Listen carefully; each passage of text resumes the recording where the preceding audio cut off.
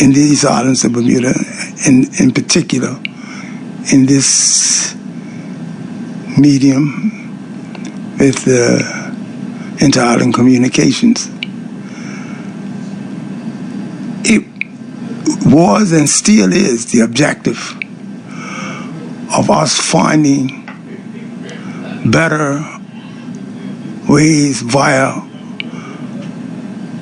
perceptions and understanding of how we should be performing as responsible people. So, you know, I would never want to devalue any one group of people, any one type of person. But along with that, I should say, our attitude and character and conduct speaks for itself. You know, when I think about going about managing my affairs daily, I'm reminded that I should treat a person like I find them.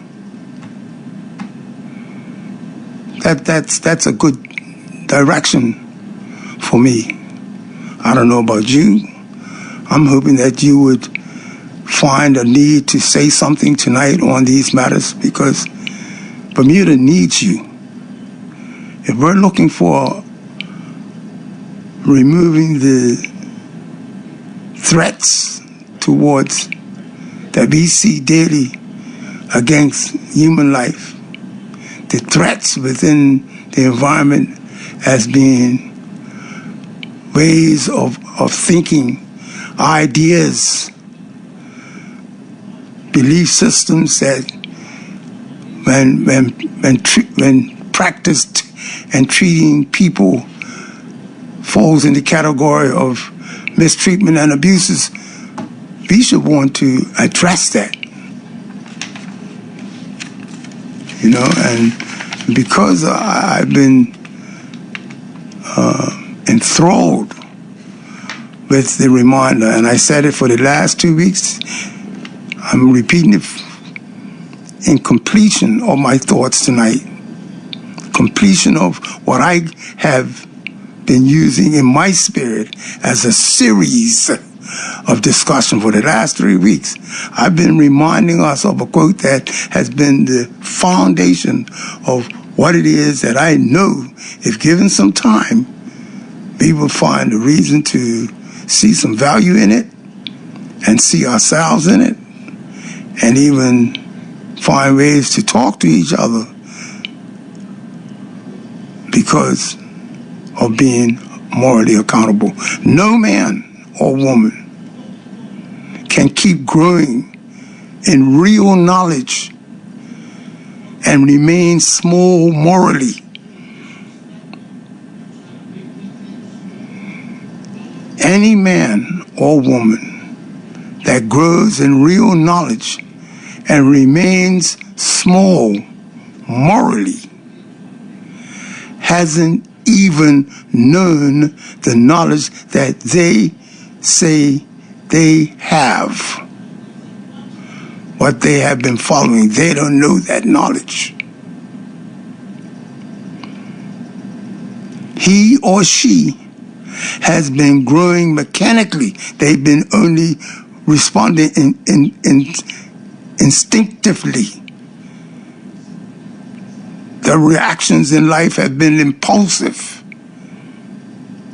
by impulse, not well thought out, just functioning like an automatic machine without any thought. So when I think of no man or woman being able to stay morally small, it requires that they understand what's expected of themselves, and the bigger and more important things are the things that they spend their lives improving upon.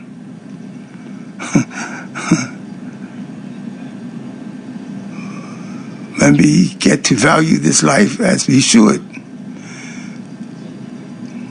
Moral accountability is a big subject. Moral accountability requires of us to consider being on the side of truth-telling and doing the right thing, and rejecting those deceivers and not accepting to be a part of wrongdoing. Moral accountability requires that we seek the best way forward that's going to be ethically addressing the needs of the greater majority, not the individual or the part. So when I think about those things, no man can carry the burden of another man. That helps me to think. I'm hoping that we were thinking about this tonight, some of us, very simply, but impactful these things are. I've said last week, and the reason why I'm approaching the program tonight with this simplistic approach is because we would understand when we get to value what's more important to the life of humankind, the needs that we have, and the solutions for a better future is not found to be amongst the complex matters. The foundation to build upon and work towards a better future is resting on a basic and fundamental, simple platform, a foundation laid to build our knowledge and understanding upon. As simple a thing as that. Those things that we need the most are not the bigger things.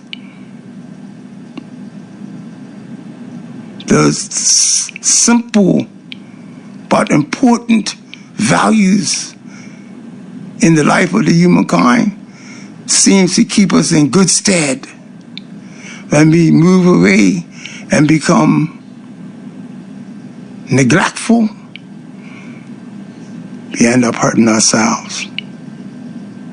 A man gets out of life only what he puts in. When I look at these three very simple but powerful portions of the foundation to build our lives on, it doesn't require a whole lot of formal education, higher education, higher status amongst the elite. You don't need to be amongst the elite to recognize the value of those few things that I just said just now. When I think about believers and disbelievers, believers in what? And disbelievers of what? I will speak for myself in beginning this discussion in saying a believer in a creator that created everything that we found in the earth and in the heavens, that accommodates our needs and fulfills our needs and allows us to intelligently grow. The Creator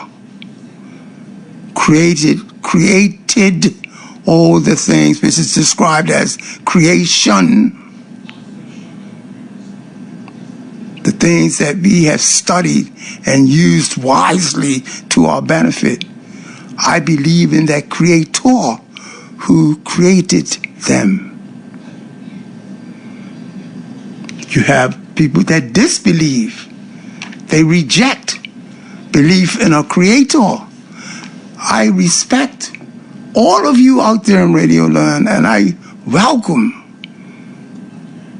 reasoning behind your way of life and why you seem to decide and choose why you see things are better accepted or better required than what any other person may be suggesting.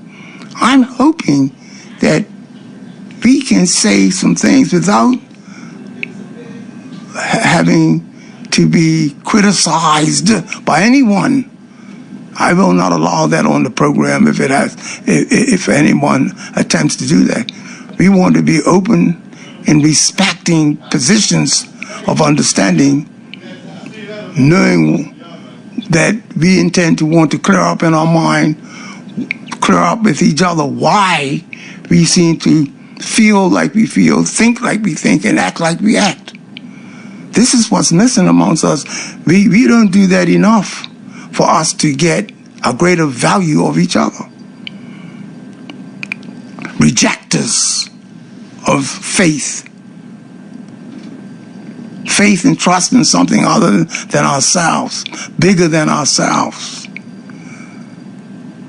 There is a need to practice faith, and there is explanations of what faith really represents. I won't get into the nitty-gritty of that, but those of us who are spending time developing ourselves under the guidance of God, the creator of the heavens and the earth, he gives us a good explanation of what faith requires of the human being for them to be a grateful human being, a person who will be showing gratitude for what they've received in this life that allows them to have such a good quality life, or an opportunity for a good quality of life. And want to show appreciation. Those of us who fit in that category, we have a lot of room to talk. Those who don't think it's necessary, I would love to hear from you as well, because we are geared to respect all viewpoints, because balance matters. It's important that we understand why we think like we think.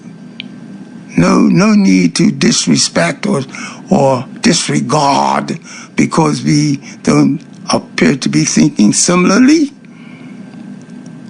This journey of a lifetime requires for us to move along life, constantly adding on to and improving upon our understanding of life. And hopefully, in our lessons of life, we throw away the things that, and discount the things that are disruptive and destructive. And we hold on to the things that seems to be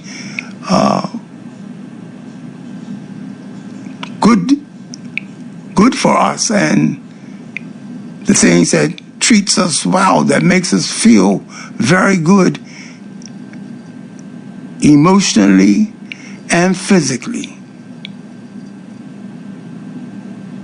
We should want to recognize and understand those things. People want to know, are we truthful or are we deceivers, giving false information as we move along the path and the journey amongst mankind? Wouldn't we want to know if a person's being truthful, or are they telling lies, giving misinformation intentionally in order to keep you away from their bigger ideas of being mischievous and wanting to hurt rather than improve upon the life? You got people that are deceitful. They set out to disrupt rather than protect and secure life. So we need to be clear on how these things fit in our plan. So as I move towards letting you in tonight, dear listening audience, I'm going to conclude my simple approach on this night, that I hope that you will not leave me hanging. I need you. We need each other. How do I see, how do we see our responsibility to one another? I accept to be focusing on the brotherhood of man. Because in brotherhood, I personally am saying, and I'm hoping that you have something to say tonight on matters like this. Because I know that the person you are, with the confidence and the fearlessness that you have in being able to represent yourself, you have something to say. We need to take ourselves out of the comfort zone and be more useful to one another. So that word brotherhood, I'm saying that I want for my brother that which I want for myself. And who's my brother? The brother of mankind. The brotherhood of mankind. The brother I'm talking about is the family member of mankind, the human family. I don't have no limits as to me wanting the best for any human being now that I've learned. I've grown beyond smallness. I'm no longer trapped in my small mind because I understand knowledge a little better now. I could say that because it has really happened. I know you can say it too. And we need to remind each other how much this is a useful perspective to have, because once we see ourselves on the same path of being able to improve upon the life, and I stress, to improve upon the life that we've all been given. There's a place for each and every one of us if we just step forward and step out. Step forward, step up first, then step forward. Ask God for the strength and the courage to go forward with what is good for us all, man. Tonight I'm appealing to you. What does your belief say about how you should treat people in general? What does your belief say about how you should treat people in general? This is not difficult stuff, but it's stuff that has great value. And I don't have a pessimistic burn in my body anymore. My optimism hurts me deeply because I see things sometimes. Some accuse me of being a bit too serious. Well, I know I hinge on seriousness. I love seriousness. I do. I don't want to burden people if they think I'm too serious. But the importance of you to me as my family members, I'm talking about the family of mankind now, I want for you what I want for myself. And I want to put these things that I'm talking about into practice. I just don't want to say them. I want to practice them. I can't practice by myself. I have to practice with people. So I need you. I wonder how much you're willing to say about you what you need and what you're willing to we are willing to say to each other for us to welcome ourselves amongst the grouping that will be encouraged to go forward daily and do the best thing for ourselves. Simple and great if we are willing and able to put them into practice. What does your belief say about how you should treat people in general? Lastly, when I think about these questions, keep in mind the great topics, the great headlines, I should say, that speaks to this group of people that I'm about to remind ourselves of. Because if we're serious about going about our business and accepting to be held accountable and placing ourselves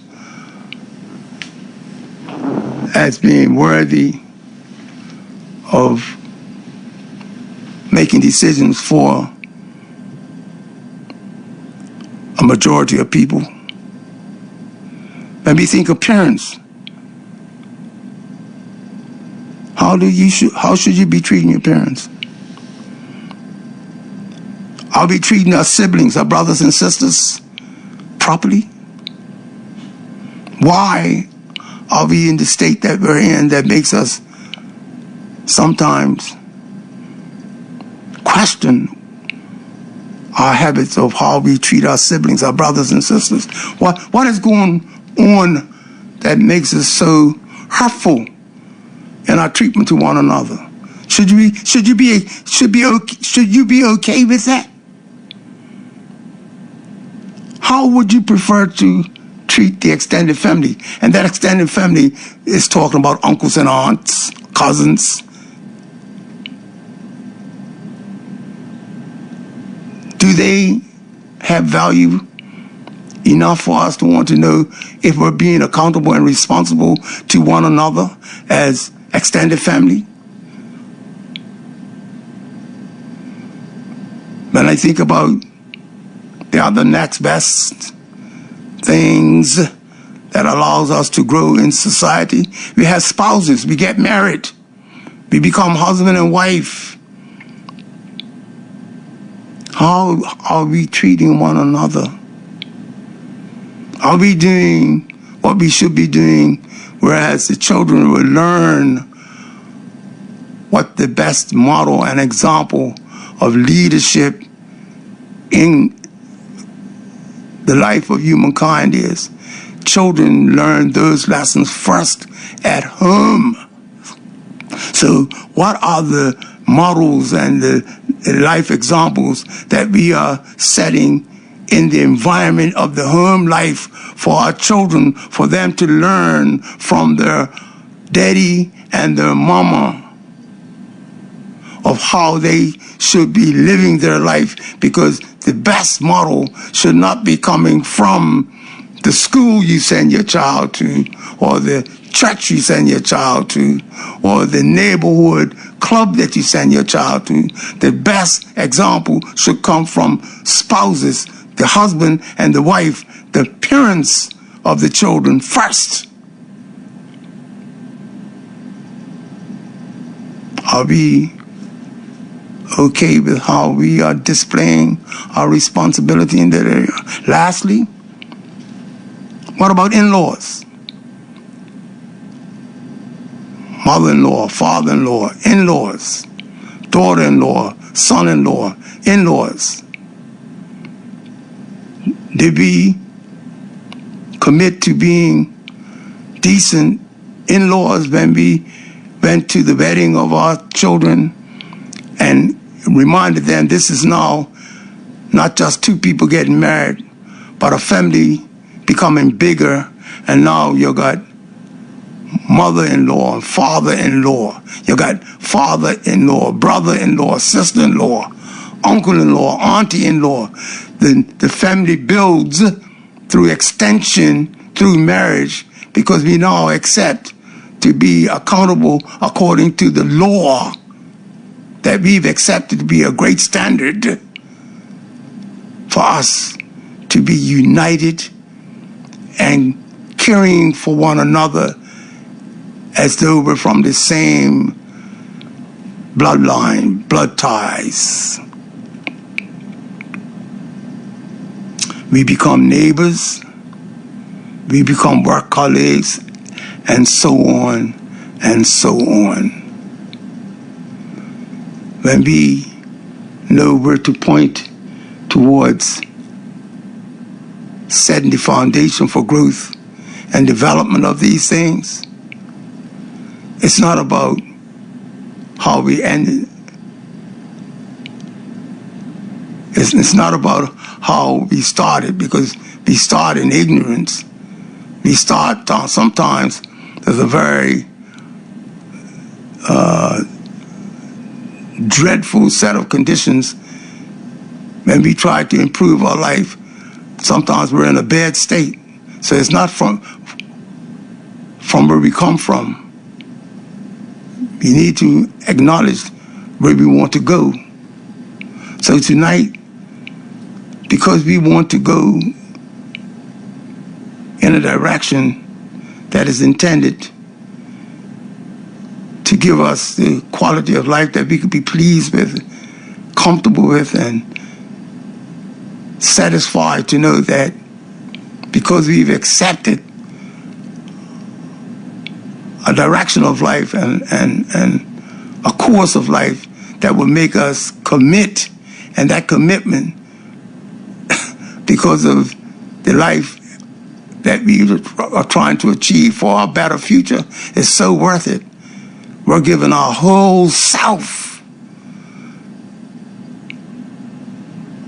to the idea of being morally accountable and morally responsible. Why? Because we understand the knowledge that we say we have that's supposed to guarantee us a better future. If we can't see that, then it's simple to say, without blaming me, if we can't see clearly through these simple messages, we do not understand the knowledge that we say we have and been following for years. The number is 297-1027. We're talking Balance Matters. I'm asking you, dear listening audience, to join with me tonight. See yourselves. Let us see ourselves with the similar responsibilities. Let us not fail one another tonight. Find it in us to say that we at least understand why we're trying to do what we're doing. And because we are this human being, we don't always get it right immediately, but we're on the course, and we're going to stay the course to try to get the victory that we say we so rightfully deserve, which is what? To be guaranteed a better future. The number is 297-1027. We're talking Balance Matters. When I call you on Balance Matters. Assalamu alaikum. Good evening. Wa alaikum assalam, my dear brother. Good to hear from you. Yes. It's been a while. Yes. Good to hear you as well. And we thank you for hosting this conversation. I know, as I heard in your monologue, you've carried this conversation on for a few weeks. Yes. I've heard bits and pieces of it. Yes. But I firmly believe this is perhaps the crux of the matter, at least within the black community. Yes. The issue of moral leadership. Yes. Not just from the political standpoint, but individually. Mm-hmm. As you've been pointing out, as we go about our day-to-day affairs. how we conduct our affairs. And so this word, morality, what does it really mean? It's something I firmly believe that is already instilled in us. Mm-hmm. We've been given the ability to distinguish between right or wrong. Yes. The question is, where did we go wrong, or where have we gone wrong? Mm. And if you wanted to look back over the years as it relates to growing up, at least for myself, and the family life in Bermuda, values speaks to who we are as a people. Yes. And unfortunately, we have moved away from those values that represent acceptable behavior. Mm-hmm. When we talk about, in my humble view, when we talk about moral conduct,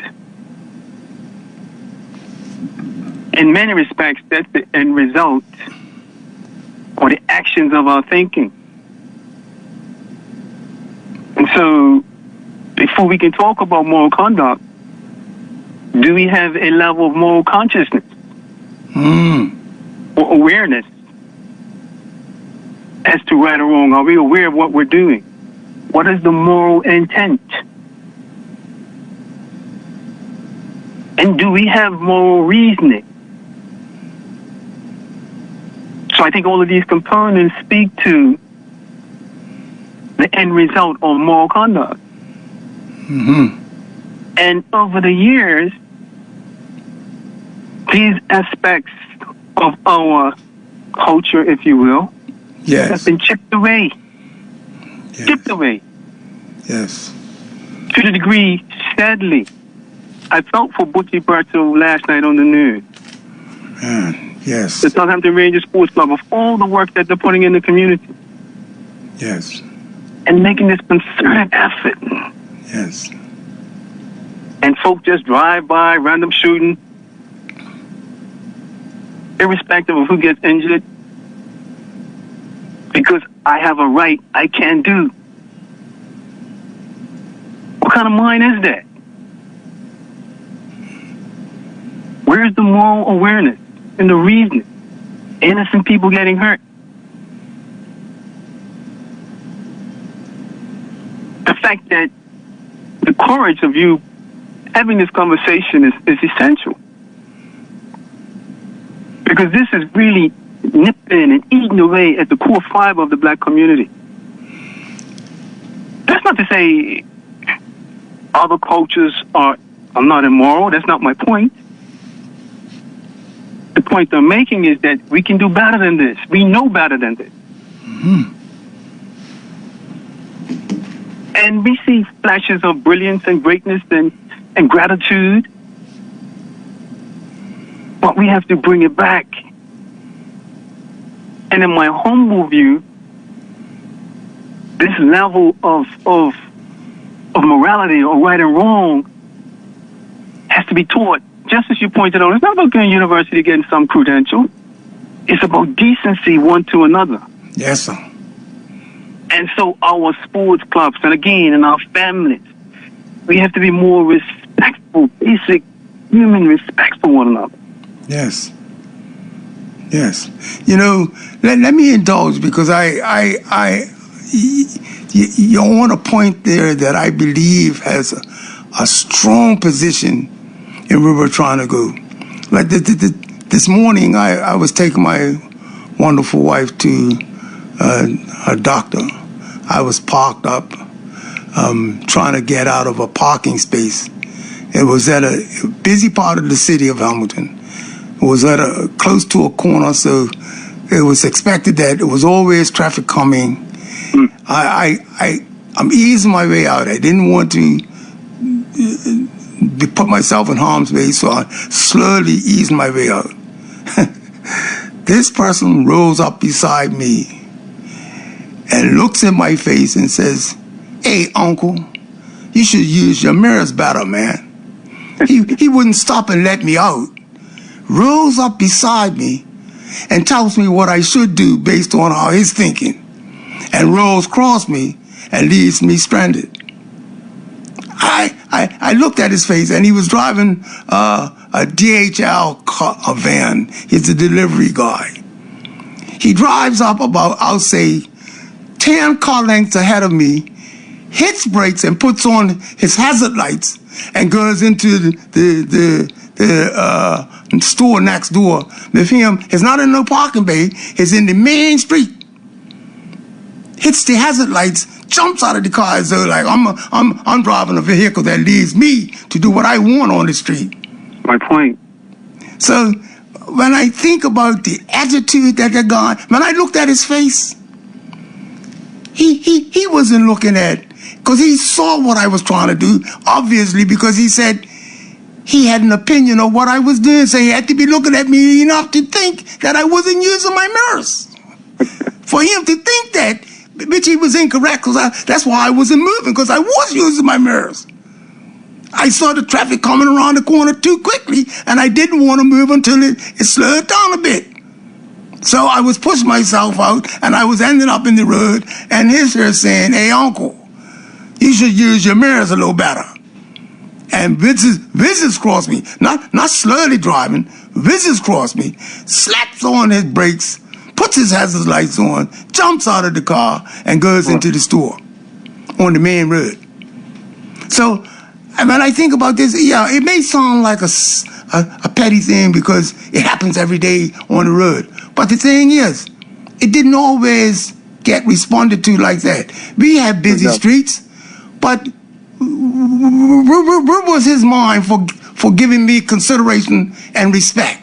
It was he didn't display anything of that level, consideration and respect.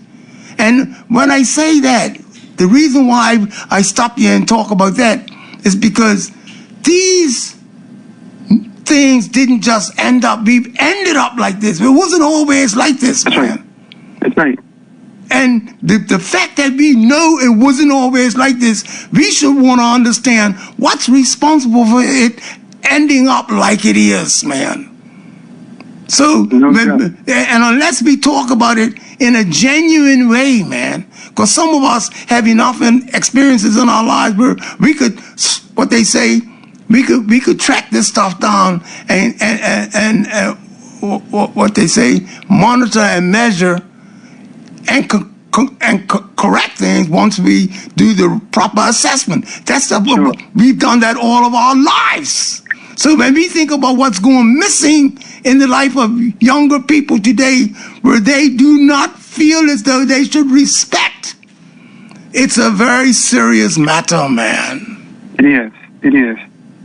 That's across the board. That's across all cultures. Yes. Across all cultures. Yeah.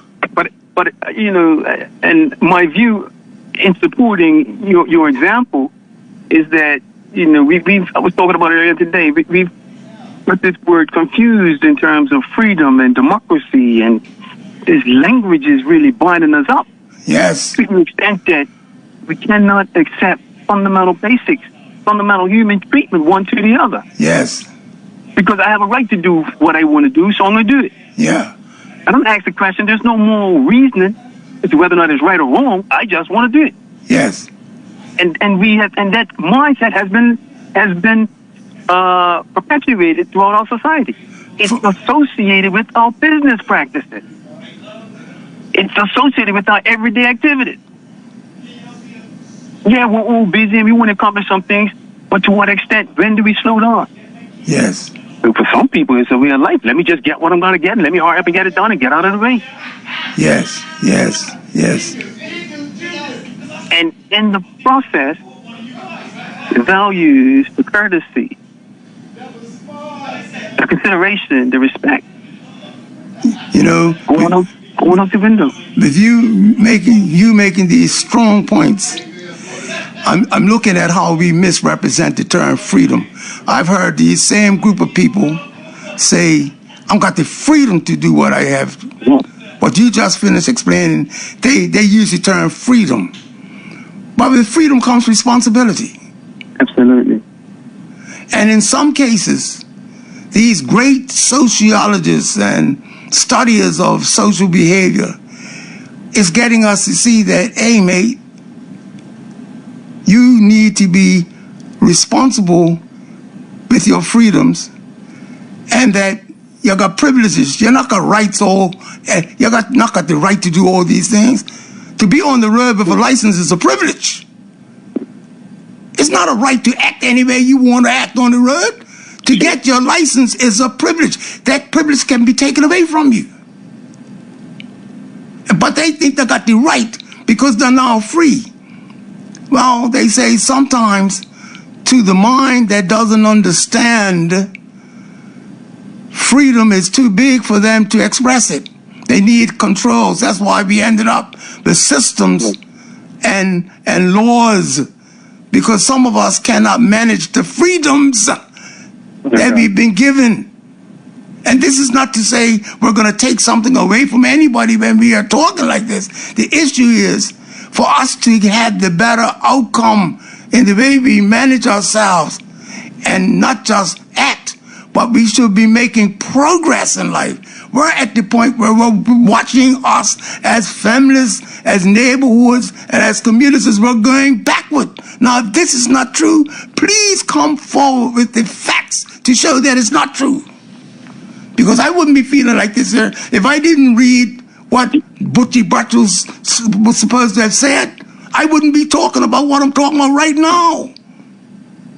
I can't act differently when we know what's going on. How could we act differently when we know what's going on? And who are we going to say it to? When do we need to say this? Who are we expecting to respond to this? We're putting it in the hands of other people. Why is it that we don't have the strength or the courage to accept this responsibility ourselves? The courage, no doubt. And so with morality comes courage, right? Yes. It's not easy sometimes to point out these kinds of things, especially to people who are irrational, who lack the reasoning per se. And so it requires a level of intelligence from this standpoint. You know, I watched the cricket game yesterday, and I was watching the game, and these guys started rolling drinks. And someone said to the perpetrator, listen, bro, don't do that here. Would you mind going over there? You know, I said, oh, I'm sorry, and he kept moving. I applaud the way the individual approached that, and the other individual who was engaging. Yes.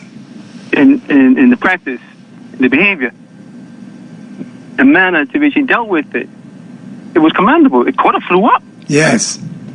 And so I guess my point is, as we begin to approach these topics, we have to be wise with our people, because many are irrational. Yes. And I've heard, for little things, persons walking across the street and others cursing them out, just literally cursing them out. How do we correct this? It didn't happen in a day. We didn't get here in one day. But I do believe influential institutions and persons need to begin to revisit our human approach to the matters that confront us. Because we know everything is not legislation. We have to really begin to revisit, what do we say to some of the young people? And let me be very clear. It's not just young people. No, sir. No, sir. Because there are many adults who you'd be surprised to say, whoa, look at this here. As a matter of fact, I was listening to the stats in terms of the road fatalities. And yeah, there were a few teenagers who've lost their lives over the last few years, but by and large, many of them are up in age who've been intoxicated. You bet. Look, I was having a conversation on that just a couple of days ago, where we can no longer be confident in saying children or young people, mate. These numbers are up in the sky there. We have no reason to leave it with just young people or children, mate. No, sir. And in fact, my theory now is deal with the adults. And you deal with the children too, but deal with the adults.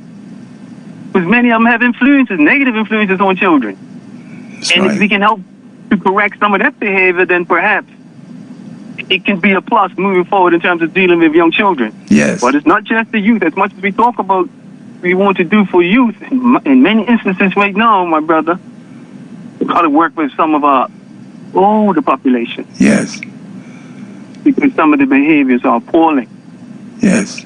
Some of the things that's sad. Look, I want to reflect on something, and it was on my mind as I was driving down to the studio, and I think this is the appropriate time just to reflect on it. It's a simple, but it helps us if we see it in perspective.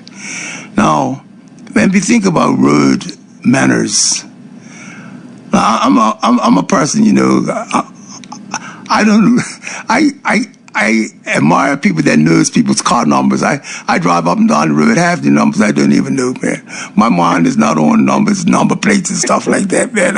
People blow me and I'm going past them a mile before I realize what's going on. No, man. But I don't I'm not got that pros, man. That's one area where I falter big time, man. A lot of times when I'm driving, I don't even put on my radio because I want to think about some things in the quiet, you know, and every now and then when I do put something on, I have to be in the car by myself because I've got something on in my interest and I don't want to burden other people with things that's on my interest if they're not in the same bag. So a lot of times when I'm by myself, my mind is exclusive to deal with satisfying myself. So I'm in that habit.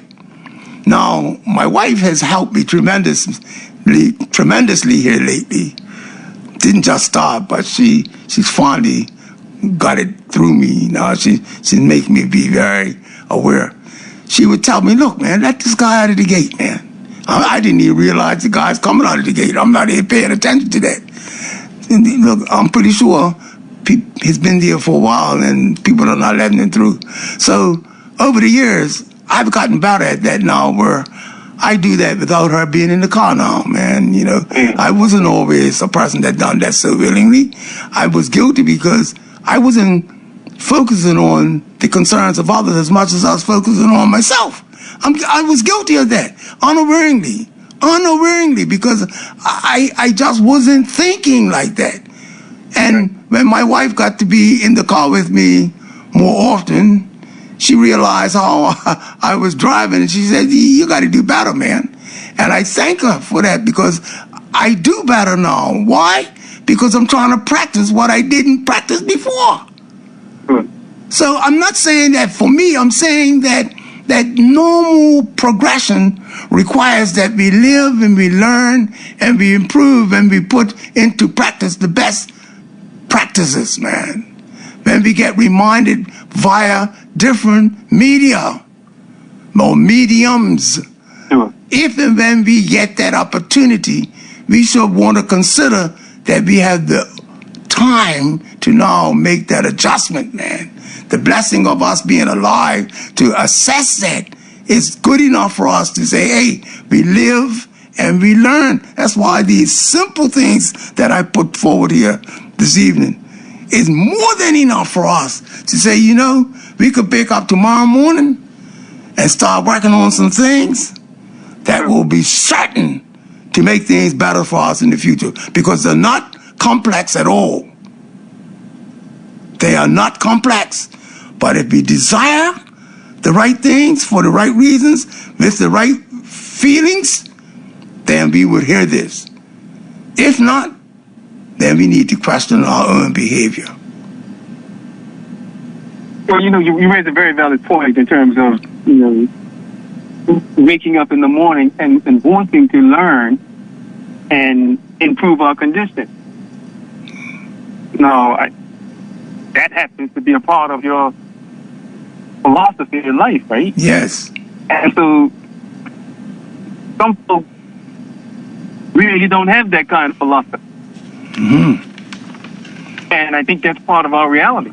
Yes. To the degree that, so what if I die tomorrow? Yes, yes. I'm living for now. Yes. And it goes back to, for me, the whole value structure, the value system Yes. that one is living by. Yes. And so we have to be willing and we have to understand some way, somehow, that it is merit, it is worth, it's meaningful, let me put it that way, to begin to look at how we can improve our lives from a rational standpoint. Because for many of us, it's about fun and games. It lacks a moral foundation, if I can use that term. Yes. And so hence, this is all a result of what we're experiencing. And again, I'm not attempting to put it on teachers or institutions. It's the one-on-one practice on a daily basis in terms of how we react with one another, interact with one another. Yes. As simple as going to the supermarket and helping people to see and understand it's okay to be decent. Yes. Yes. So, this is a challenging topic for us. No doubt about it. Because we, in the midst of the black community, their values and their range on a continuum. Yes. And we have to find that medium. And you were right. Perhaps we can look and get some of the scholars and make the assessment, the determination. What would be some of the indicators that potentially speak to persons who want to change or want to improve their life? Yes. Yes. And when I think about that, I'm so open to see myself in the life of others, Look, man, I smoked a joint one time. I was the one that didn't see the value of a woman to the point that she should need to be protected rather than to be used because we have her emotional attention. I wasn't always the most honorable in the community. As a child, as a growing person, I didn't have it all together. I don't want to sound like I'm some angel out here that floated down and has the answers to all the challenges that we say we're trying to address. I'm no different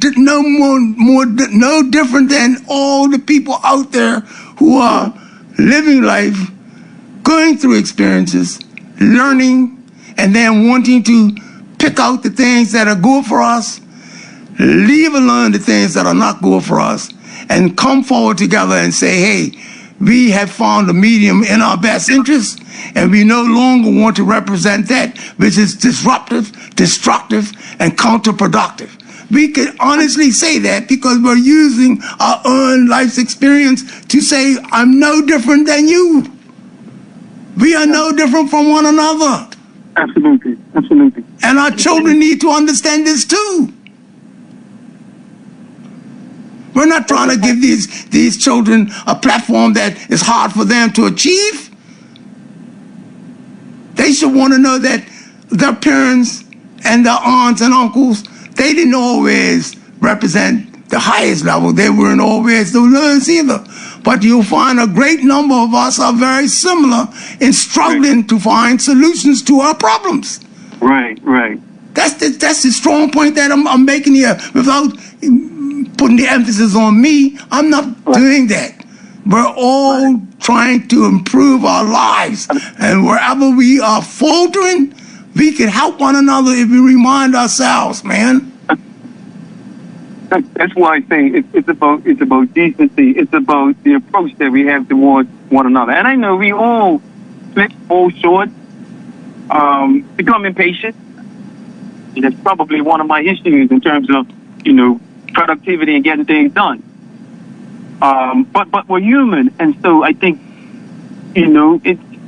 We can't be too hard on ourselves at the same time, right? Right. That's the point. Yes. I think, but as we mature and we become older, then we realize, hey, I got to do better than this. Yes. I got to do better than this. Yes. And so, in many respects, it becomes like a moral obligation. Yes. To say to someone else, well, let me help you with this here. Let me share with you how you can navigate this here. You don't have to make the mistakes that I made. Yes. And I think that's really out of love. Yes. But sometimes it's portrayed as if, it can be interpreted, let me put it that way. Yes. As if we're harsh. And ultimately that's not the intent though. And so we have to be mindful of our approach. I share with some of my colleagues, I say to them, if you want to crack a hard nut and to talk about, students in school who seem to be rough and tough, show them that you care for them. Yes. Show them that you care for them. Yes. And they will open up. Yes. They'll realize that you mean well. Don't try to embarrass them in front of other people. You'll see a different side of them. Human nature. Yes. And I think that's the same thing in terms of where we're going to go as a people to try and correct some of the challenges before the community.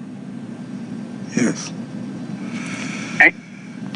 In my humble view, as I always say, it's the quiet conversation. Yes. The quiet conversation. You'd be surprised to know how people run up on you and begin to realize it. So anyhow, that's my contribution this evening, brother. I thank you very much. I thank you very, very much for your contribution. And if things remain quiet, brother, utilize the time and pick up the phone. Because sure. these subjects, we need to be sharing and using the time wisely, because these are good questions for us to contemplate. They're not difficult questions, man. For us to accept, to consider to accept that we have a duty to one another when we answer these questions correctly. Thank you very much for your contribution. Have the rest of a great evening, man. You as well. Thank you. The lines are open. The number is 297-1027. We're talking Balance Matters. We're asking the question, how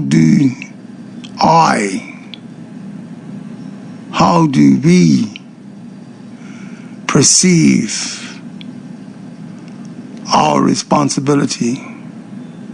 How do I perceive my responsibility to one another? Do we accept to be responsible to one another? And I'm talking about to the family of mankind. I'm not talking to one specific ethnic group or one particular race of people. Treat a person as you find them. Let us not continue the mistake in having a perception of someone and then treating them according to your perception, because your perception may be very incorrect. My perception can be or may be incorrect. I need to be careful not to make the mistake in treating you because of how my feelings are rather than what the facts of your life says about you. Calling on Balance Matters. Calling on Balance Matters. Hi, good evening, brother. Good evening. You're on Balance Matters. Hi, good evening. Can you hear me? Yes, I do, man. I've been saying it 3 times. I don't know what's going on your side. Yeah. Yeah. Things are going on. So that question, that's a big question. Perhaps a heavily loaded question as well. Yeah, well, big is heavily loaded.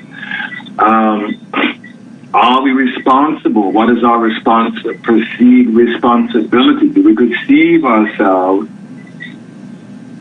as individuals that we are responsible for other individuals? And when we speak if we're speaking in a general context, my answer would be no, of course not.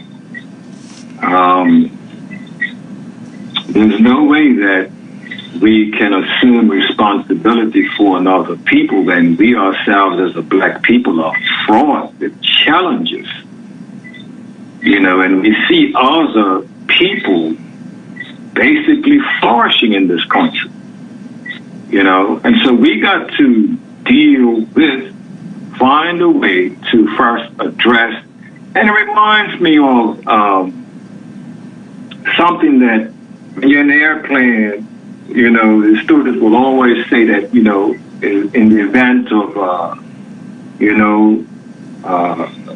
emergency or what have you, whenever there's drops, there's appliances should fall from the ceiling, they say for mask, they say first mask yourself and then mask, dependents, or if there's a dependent next to you, first mask yourself.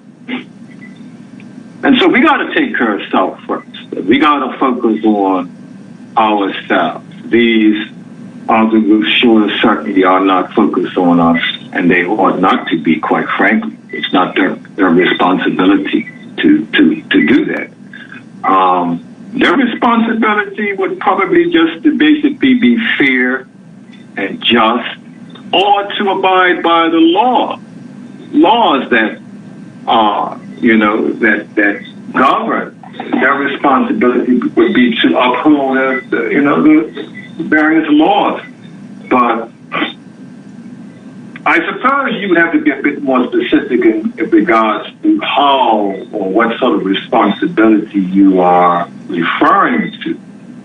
It's a broad, it's sort of vague. There's a bit of vagueness there.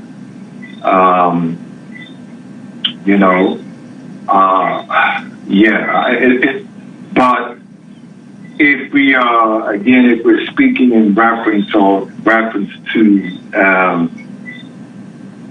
responsibility such as what we call the Bermudian way, persons greet us on the street regardless of, what race they are. I mean, I'm going to say hello in return.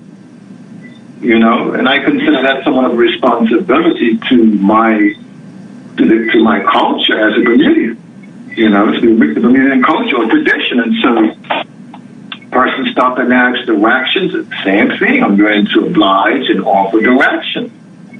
So those are responsibilities. I'm not going to send them down a path, I'm saying that could be, lead to something dangerous or risky, in terms of offering directions. And so that's my responsibility. I would be responsible in offering, correct directions and directions that don't lead them into harm's way, and other things that may happen. If someone falls, just fall right in front of me, I perhaps would offer to help assist them back on their feet, regardless of, again, what race they are or what have you. And so there are responsibilities that I suppose that would speak to our humaneness.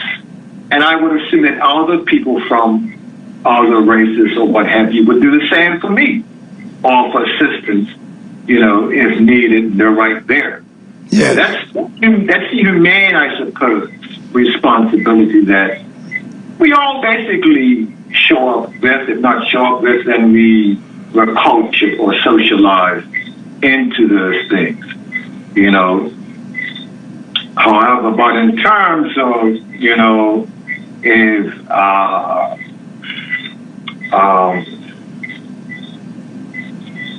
as another example, in terms of simply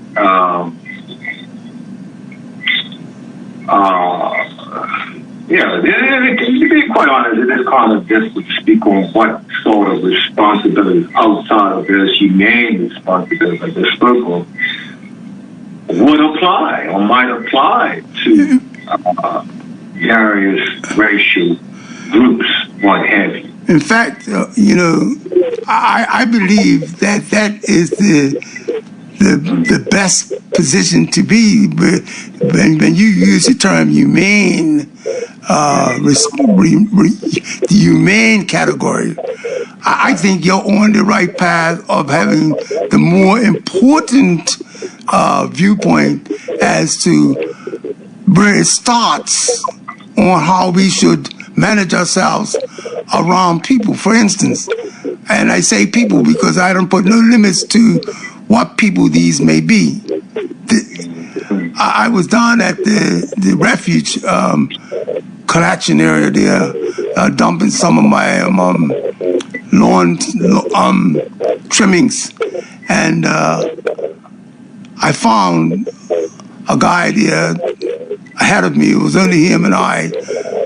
So when I got out of my car, the minute I got to the tailgate, I looked over at him to acknowledge, to see if he made eye contact so I could speak to him.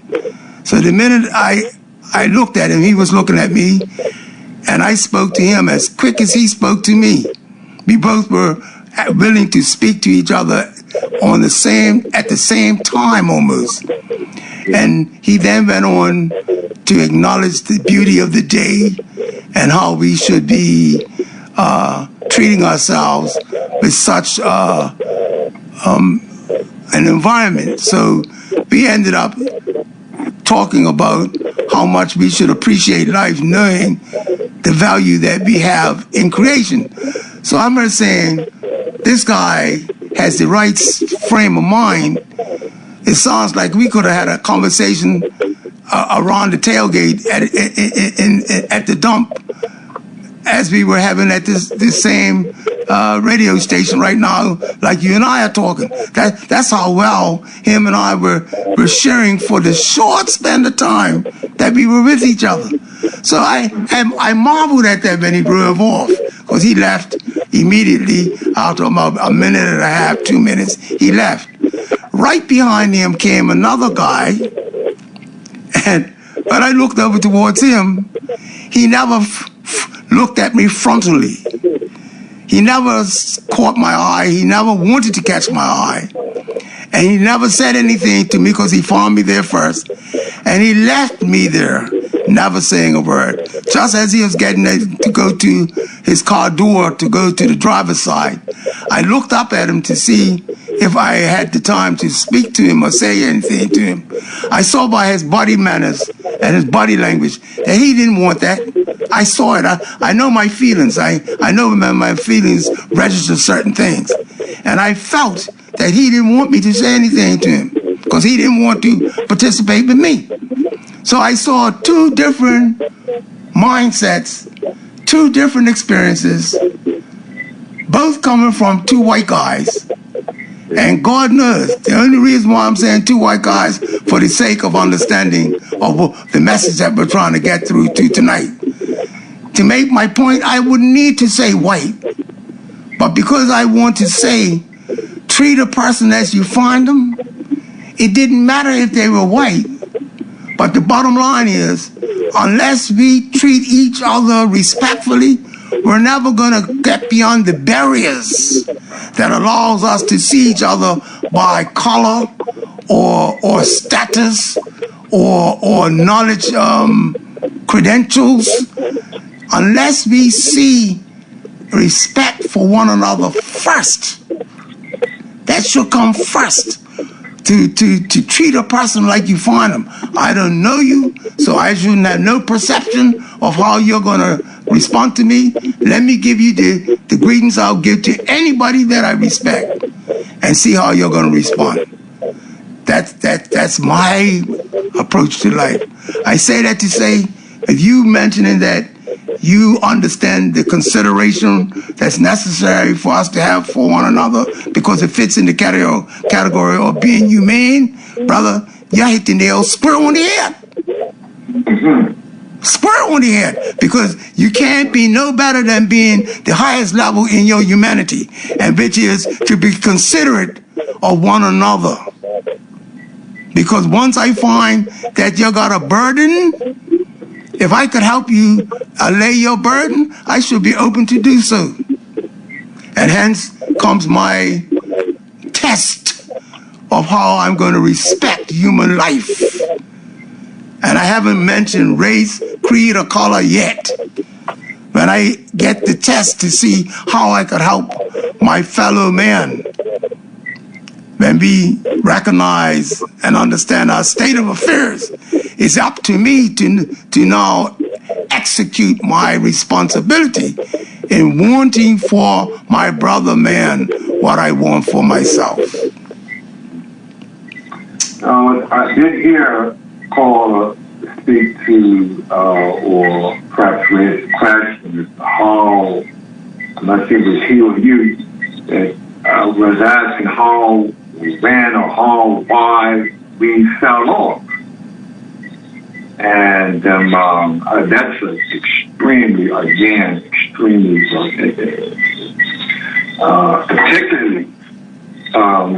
loaded question right there. That's a very heavy question. You know, and I'm sure that pretty much everyone will have an opinion around that question. I think that is an entire mystery, is how I would figure that. You know, because our presence on this planet goes back for a very long time. Very long time. I'm speaking of, you know, minimum 10,000 years based on my own research. You know? And I say us, I mean black people, actually. And so we've been on this planet for a very, very long time.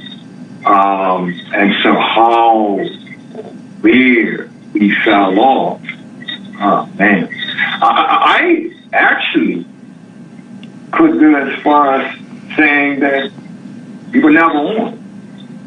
You know, again, based on my history, I don't see that we were ever on. I see us as having being confronted with challenges and having to navigate various challenges for as long as, you know, we were able to, you know, form states or between each other. I mean, it's such a complex, vigorous, interesting history that we have. And what is most unfortunate about our story is that it's not taught at all, really. It's not taught at all. Let me intervene on that a little bit because of the value of what you're saying. I have respect for the value of what you're saying so much. I'm going to beg for your indulgence right now. That the history that you're referring to is not complex. It's not complex at all. When we have had some very great contributors to the study of human development. Human development has put us in a good place of seeing the value of humankind.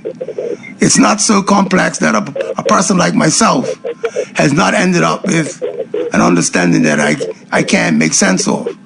So it can't be that complex because of the work that has been done that was part and parcel of improving upon the knowledge that we started out with. It might have been difficult in the beginning because we didn't know much. And common sense says that when you know very little, you make a lot of mistakes in the early stages. But when man learns from his mistakes and he gets to study creation, he ended up utilizing that which he studied to his benefit, So it hasn't been so complex that we haven't benefited from the lessons of life. So regardless of what ethnic group you use the term black people, I use the term human because the black people came when the sun darkened them up. The sun darkened him up. He didn't come black. The sun darkened him up. Where are you getting that? Because they studied that. Who studied that? The sociologists and the scientists of human nature, the study of the cells and all of that. They studied that it's the sun that bleaches our skin. The sun. So the sun, S-U-N. If it were not the sun, then it would be pale. Is that what the closer you are to the sun, your skin was darker and darker. Okay, interesting. I would strongly disagree with that, but interesting nonetheless. Interesting. Yeah, my research says we were always black. So you're saying that when you say always black, the baby was born black. I mean, in the beginning of man, because that's what we're talking about, you know. We're talking about the beginning of man. I'm not talking about the 10,000 years ago. That's such a small number, man. You got people saying that the life of mankind is millions of years old, man. Yeah, but it's crazy. You think that's crazy? Absolutely. Why do you think it's crazy? There's no way to evidence that sort of theory. There's absolutely no way to evidence that. Well, let me ask you to go through a process that we could benefit from real quickly. You've ever had an information program studying fossils? Fossils, the bones. Yeah. And no. I'm not just talking about dinosaurs, man. I'm talking about the bone structure of different creatures that we found throughout the earth, man. I'm not just talking about dinosaurs.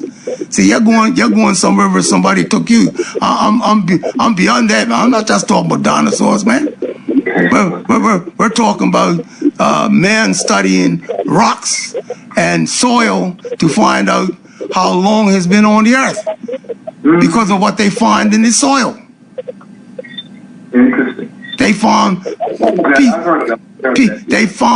pieces of bone structure of humankind in the soil, and they're able to measure the growth process of soil and stone structure, and they could tell how long that bone structure was in that soil or in that stone because of how that particular system generates. Study of this stuff has proven the length of time in which something has been around by studying fossils. So the idea of man being around for much longer than 10 years, brother, has been proven because of this study. We, and again, I go back to what I was saying. We black people have been on this planet for a very long time. I mean, certainly way more than 10,000 years. Absolutely. Yeah, but you said something totally different in the beginning, you know, brother. Mm-hmm. You said you was emphatic about 10,000 years, brother. No. Way more than that. You're pretty good when it comes around to this. At a minimum, I mean, I just use it as a sort of minimum figure, but absolutely way more than that. I mean, but anyhow, it's hard to say how long specifically, but I mean, it goes back. I mean, I was really the point was really concerning how and why we fell off, and then you have a history that is that long. You know, it's really difficult to ascertain. Again, I say we were never on because common sense says to me that if you're on, you don't fall off. You don't fall off when you're No, mate. Let me say this much. There has been studies There has been studies of different nationalities, different nations, different tribes of people that has grown to the greatest heights of civilization, and then when they started to disrespect knowledge and human life, they fell from the high place they were at. So men rose up and man fell when he started disrespecting human life. So man has grown and man has fallen away over and over in history, brother. So this either he was never up, yes he was up, and he fell down. I constant that. Then you cannot unknow what you know. You cannot unknow what you know. And so you can't what? You can't what? You cannot unknow what you know. And so then you know you're not going to do things that disrespect, disregard. But my dear brother, are you going to sit by and say that certain people who knew better always done better? You don't have no history of people that knew better but chose not to do better? You don't have no history of people like that? I'm saying we did not know better as a people. No, you said you can't undo what you know. That's what you said just now.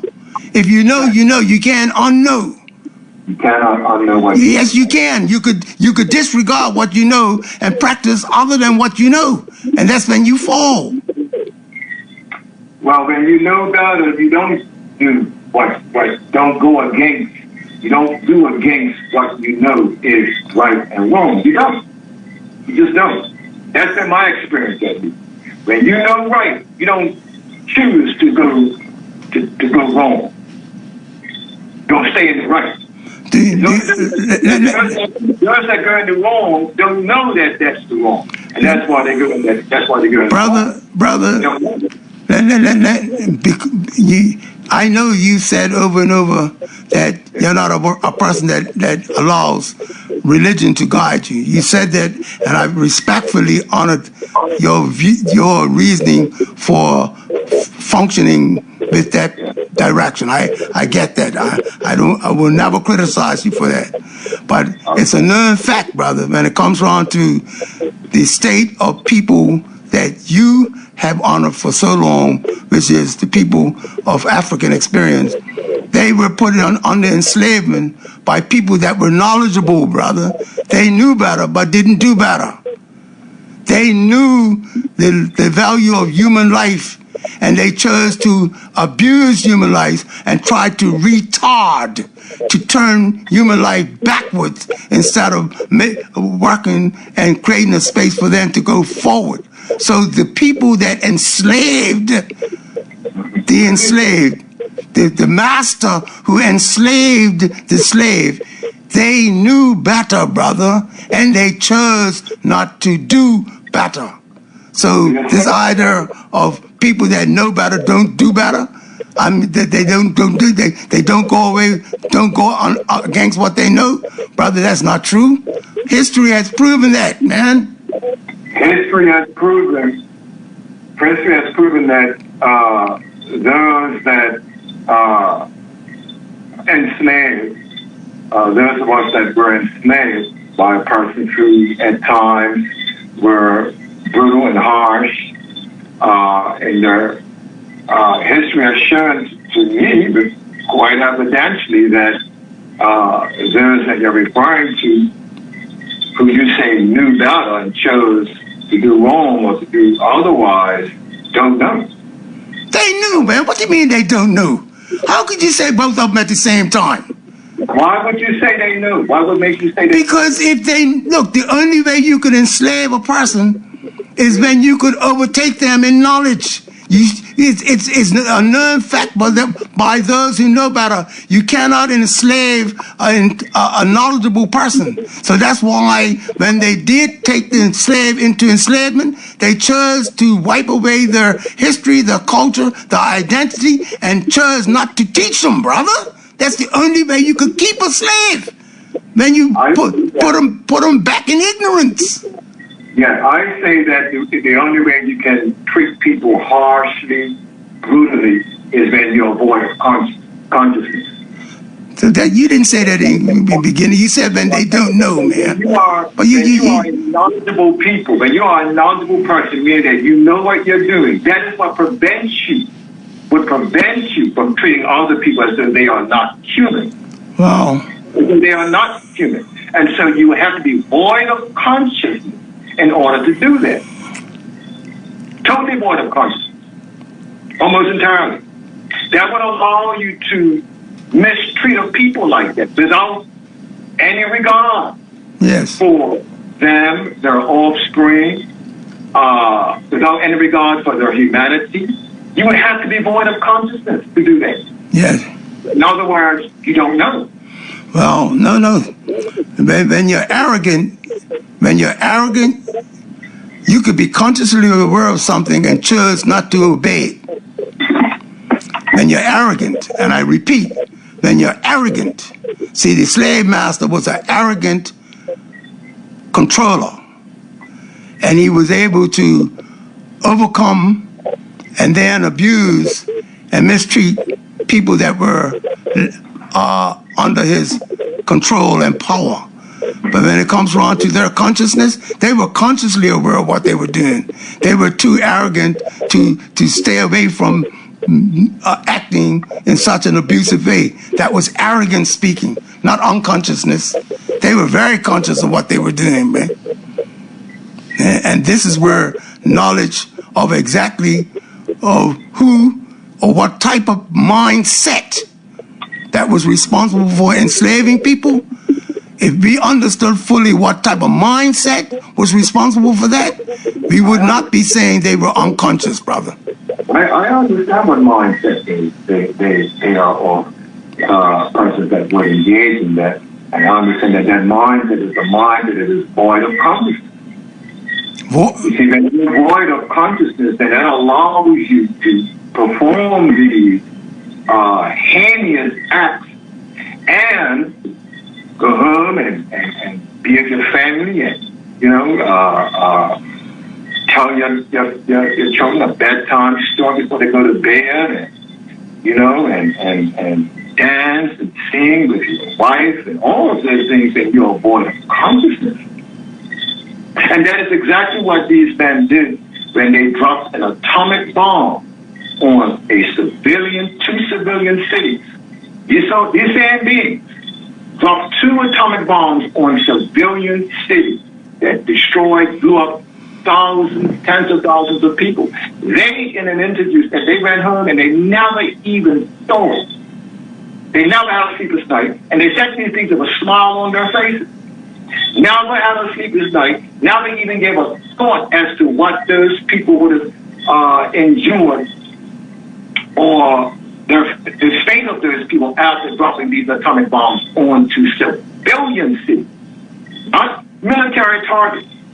We're talking about people that are struggling along. My dear brother, look, I'm pretty sure we've recovered stuff like that there already. Well, we're not going to use tonight to rehash that type of stuff tonight. As much as I think you made a very good point or going about making a good point in what you want me to hear, I would like for us to get back to where we were in benefiting from our conduct amongst ourselves at this point for tonight, brother. Well, again, I wrap up in saying that we were never on as a black people. I'm not concerned. I don't concern myself so much with other peoples. I just don't. When I look around my own people, my own community, I see enough work within my own communities that I'm not quite frankly interested in taking my work to other communities, taking myself to other communities and working within those communities and amongst them, within those persons. So, because we are overloaded, we're overburdened almost. We're at that point. And so that's where I, would prefer to discharge my energy, is with my own. And I don't sit there without any apology at all. I make no apology for that. Absolutely none. And I appreciate your. And I think on top of that, I think that bodes well for everyone. for all people. I actually do. I think that by extension, by my position, as it were, and what I've just explained to you, I think that in fact, by extension, lends towards battling with all people, other peoples as well. I think that if all people did that, then this world would be a whole other place. I actually do. Thank you for your we focus on our community to the extent that our communities are actually progressing. If all of us did that, I think this world would make for $1. I actually do. Thank you for your contribution, my brother. Sorry. Have the rest of a great evening. All right, you as well. Peace to yourself. The number is 297-1027. We're talking Balance Matters. Maybe we could play a little bit of music here, and after coming back from playing a little bit of music, we could continue the discussion. It sounds like the lines are going a little quiet, so let's play a little bit of music, hoping you'll get back to us.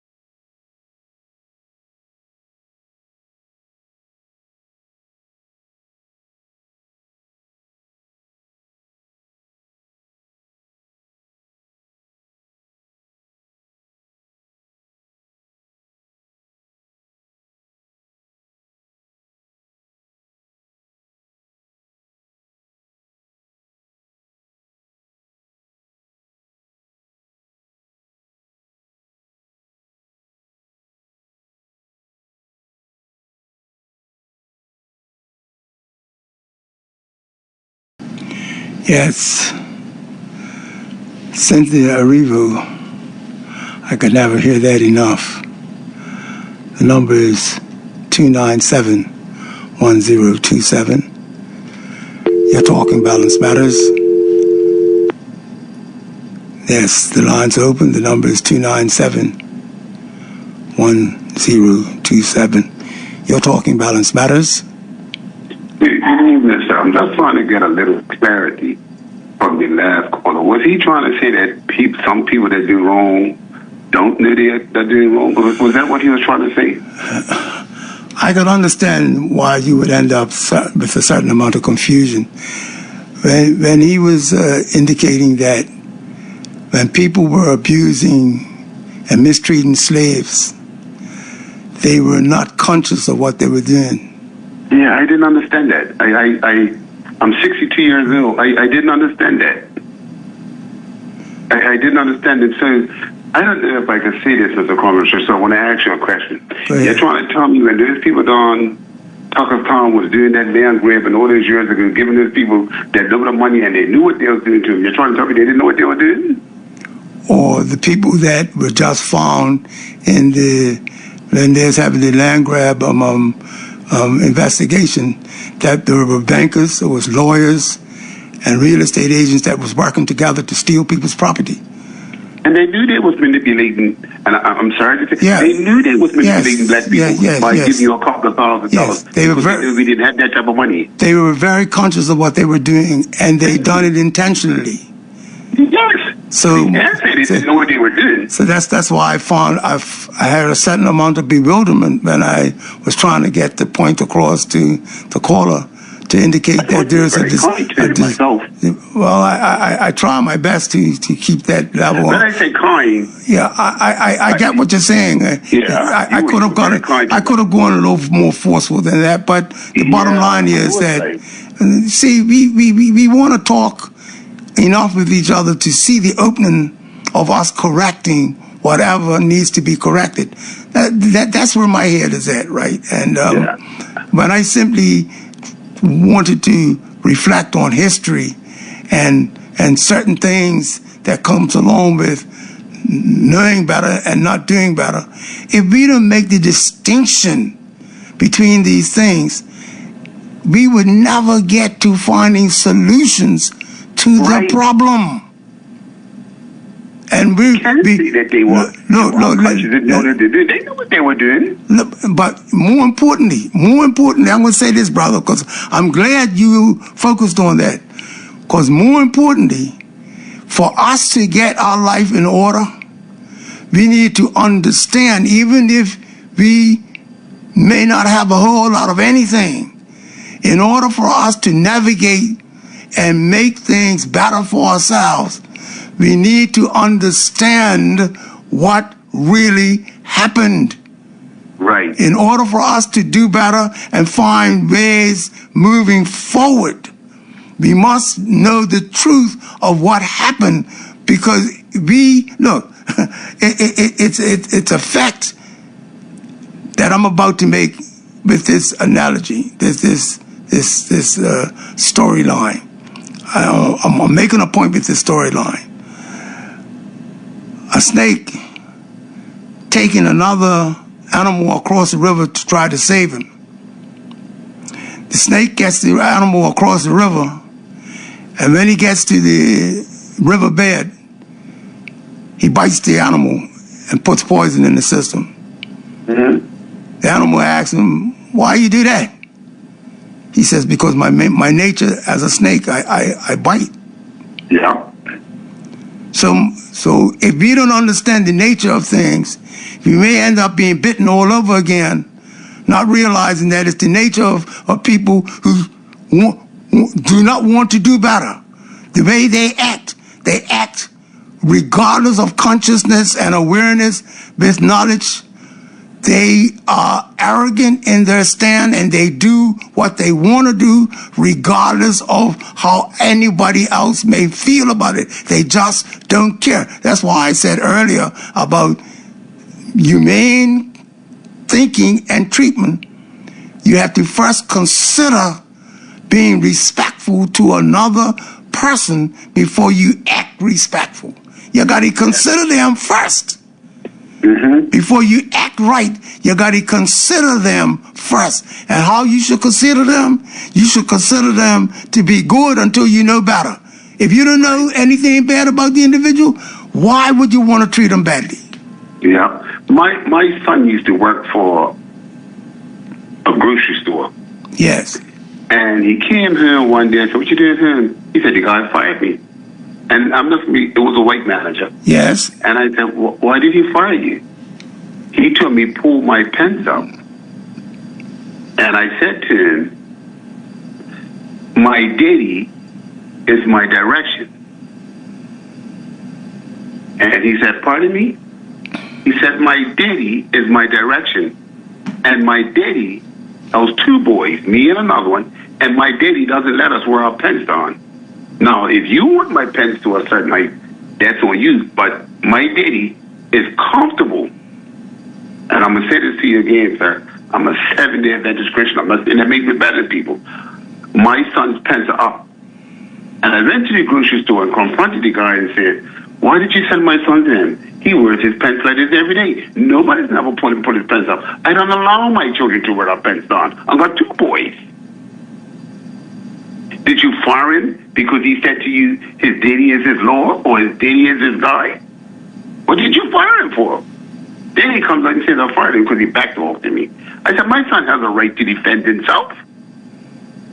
But I said, anyhow, mate, you fired him. I thank you for allowing him to work and pack groceries and all that. But do me a favor. Make sure you treat all the children down here the same and not just the ones that are opposite to your color. And I said it just like that to him. And I walked out of the store. Mm-hmm. And I'm saying this is good. I like what you said just now. If we don't understand, how are we to come out of what we're in? And if you don't understand where you come from. And we should want to have clarity when we talk about matters like this. The intent and purpose of why we be talking like we do. Hopefully, that when we do arrive at a place where we understand what's expected of us, then we make progress and go to the next step of how we should be thinking and acting. Constantly, we come back and repeat over and over and over what we're saying and not making the progress that we should make. Why? Right. Because we don't decide to agree what we should do going forward. For us to have our decision making based on our feelings rather than the facts is a flawed practice. It's a flawed practice. And unfortunately, we have a history as black people moving on our feelings too much rather than what the facts or the truth says about the issues. And that's a dangerous thing to rely on your feelings. And we are trying our best to get beyond that because the things that we're striving to achieve are more serious than what we take them to be. And in turn, we take lightly not wanting to change our way of doing things or acting because we want to stay with feelings rather than let the factual information make the decision. I was burning up, and I'm not putting the caller down, when he was saying that they didn't understand what they were doing. I was like, is this caller and I'm not putting him down either, sir. No, I know you're not. I was being serious. I was burning up when he just listened to it. I was like, is he being serious? That when these slave masters were whipping our people, they didn't know what they were doing? Is he serious? My goodness, Mr. Shaker, I hope we're not going that far back. Well, you can literally tell me a guy that would take a whip and beat a man until he bleeds, and you tell me he didn't know what he was doing. Let me say this: the fact that my gosh, the fact that it affected you like it did, we're not going that far back. See, this is the beauty in when people respond as you have. See, You didn't just stay off the phone and just wallow in your feelings. You picked up the phone and you asked the question. You didn't even go against the guy immediately. You asked the question to make sure that you understood clearly what you thought you heard. So I wanted to make sure. Yeah. I asked the question because I had to make sure what I heard, and I didn't want to rebuttal if I misunderstood it. And that's appreciatively so. That's what I'm saying. I admire how you have responded, and the fact that you responded adequately is proof positive that more of us are waking up to what we should be doing than staying in darkness. I'm not saying that to disregard or disrespect anybody. When we start making considerable changes in the way we manage our affairs and we do things as adequate as I'm speaking about right now, we will continue to make progress, man. But when we stay with our feelings and ignore the factual information, the knowledge and the truth of the matter, we will be going around in circles. And unfortunately, some of us seem to show that that's the way we carry on. That's why we're not making the progress that we're making. I'm a 62-year-old manager of a big organization. And one of the things I've always taught my three children, 136, 130, 118, when you leave home, you are representing your mama and your daddy. I don't do stupid. I don't expect you to do stupid. I'm not saying you're not going to make a mistake. That's not what I'm saying to you, because your daddy has made a lot of mistakes in life until he, if you don't mind, sir, until he found God and made better decisions. Yes. Can I put it that way? Yes, you can, man. Okay. I said your daddy made a lot of decisions. Your daddy snorted cocaine. Your daddy played with heroin. Your daddy sold drugs. Your daddy did a lot of dumb things. But when your daddy found God 35 years ago, I saw the world in a different light, and I wanted to make a contribution now that I found a better way of living. And I'm so happy. And so I don't expect you to ask me anything you want about cocaine. Ask me anything you want about heroin. Ask me anything for all the rum I'm drink. I said, listen to me. Those footsteps cost me dearly. And so I'm telling you, don't take that path I took. I'm happy you broke the spell, man. And I don't mind coming on the radio saying that if somebody catches this voice. Most people can catch it. And so I have taught my children, and you know what some people tell me? One thing I say about your children, but a well-mannered, I installed manners. Whether you're speaking to a white person or a black person, the word is good morning. When you leave, have a good evening. Yes. And so, let me tell you, 24th of May, Mr. Scar, I was somewhere, and I was watching this mama, probably about 35, 40, putting some forks in this little 8, 9-year-old boy. And I said, oh, man. And you do know we have a lot of that going on. Yes. So how do you expect our children to have values when they get over? And sometimes I say to myself, that's why some of these little boys are probably slapping off of women and laughing off of women. My mama had me off there. Couldn't have been a big thing. Yeah, man. Yeah. And so we're gonna get back to installing values in our children. Just because you did it doesn't mean you have to allow your children to do it. There's the mistakes I made in life. I don't want my children snorting cocaine, and by God's grace so far, none of them done it. I don't want my children using heroin. By God's grace, none of them did. And the lesson to be learned is your life is the lesson, brother. Thank you. So don't sort of talk about how apples don't fall far from the tree. I like that saying, Mr. Shakur, but not for everything. If you don't. No. In a context, it has its value. No. We live and learn, man. Thank you. And good intentions. See, this is where, like, in my development, they say God judges by intention. He didn't judge by how you acted, because you might have been acting in ignorance. You might have been acting without knowledge and understanding. So he doesn't take, more importantly, the action that you carried out. He takes into effect the intention you had. If your intention was not bad, God will not punish you. See, the greatness and the mercy of God is that God judges by intent, not by outcome, because ignorant people are not aware of what their ignorance can produce. And they're not responsible. Yeah. Back in my day when I was ignorant doing all that's what I did. Didn't know better. Yes. Having a wonderful little time. Yes. And a good old friend of mine who was some years older than me said, hey, why don't you come to church and stop your ignorance? I said, you want me to come to church, boy? Okay, I'll see you tomorrow morning. And I went there, liked it, worked out good for me.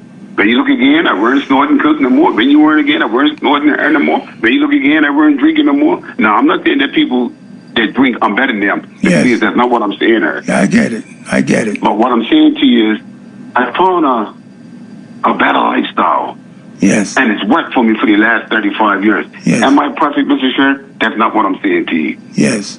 But I found a better way to appreciate life and give back to my country. Yes. You know, and so that's all. Let me say this in joining with you. The advice I was given was, do not try to take a person away from the life that they want to have, particularly when they have a belief in the Creator. If you know they believe in God, try to learn and understand the life that they're trying to live and help them to live that life better.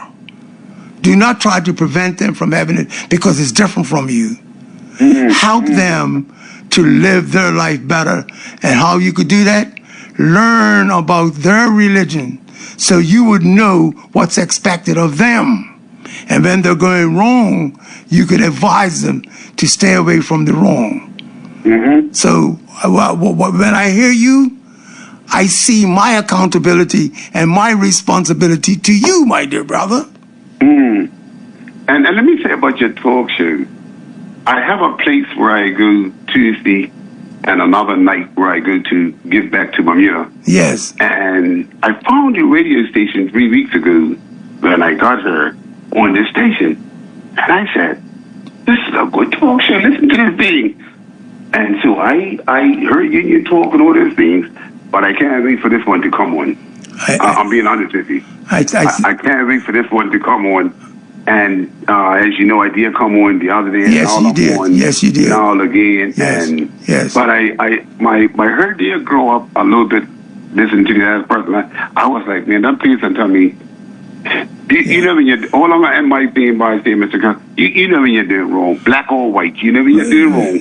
You mustn't make excuses by saying 300 years ago, this guy didn't know what he was doing when he was beating somebody. Please don't do that to me. You would upset me. Please don't tell me 300 years ago when you was whipping people because they answered you back wrong, you didn't know what you was doing. No, you answered him back because you was angry because he talked back to you. So you wanted to show everybody else, this is what happens when you back talk. I'm going to whip you. Yes. And that's why you did it. Thank you for your contribution tonight. I appreciate you and hope that we'll continue to help one another on the path, man. Thank you. Have the rest of a great evening. Yeah. Call you on Balance Matters. The lines are open. The number is 297-1027. We're talking Balance Matters. We have approximately 2 minutes plus to go. If you want to call in and finish us off, caller, you're on Balance Matters. Caller, you're on Balance Matters. Hello? Caller, you're on Balance Matters. Yes, I can hear you. Just a minute. Yes. Yes, good evening, sir. Good evening to you, too. That last caller leveled the playing field from that previous caller. Yeah. I want to thank him for coming on and thank God that he did go to that, take that invitation from that lady to tell him come to the church. Yes. And it sounds like he's here 35 years. He changed his life around. Yes. It sounds like he's raising 3 good citizens. Yes. Yes. And I'm proud to know that I listened in to the show, and I tried to call in earlier, but sometimes you get a caller and I can't get in. But anyway, all right, I'm the last caller, but I want to say again, Brother Crumble, it was a great show, and I hope you and the wife are in best of health, and I really love your show. You are passionate. I can feel it in your voice, and you have sometimes you have a caller come on, and I know it's getting under your skin, but you're maturing and just letting them just say what they gotta say, and you're doing good. And God bless you and continue up the good work. And I try to get in as often as I can. Yeah. Sometimes I miss those. I thank you for being a very encouraging and inspiring listener. I appreciate your contribution. Thank you very kindly. The time's upon us now, so I'll be looking forward to hearing you next week.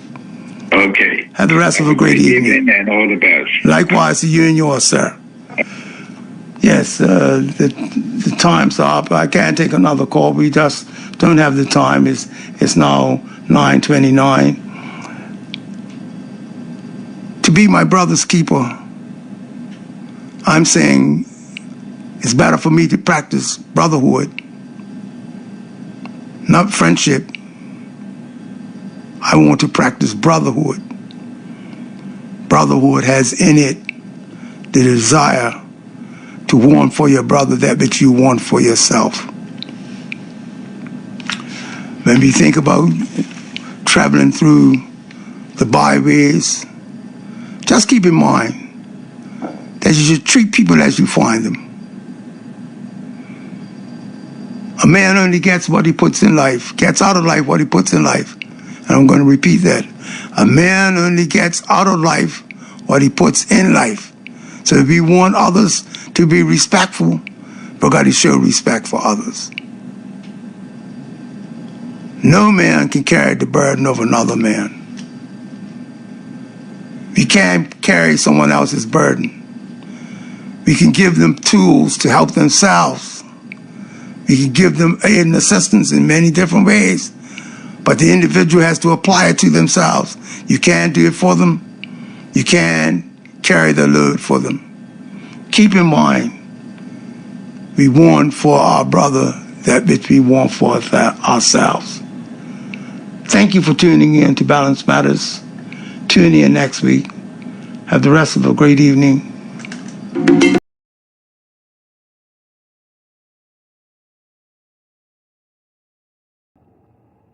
Bermuda Live on YouTube. Subscribe now.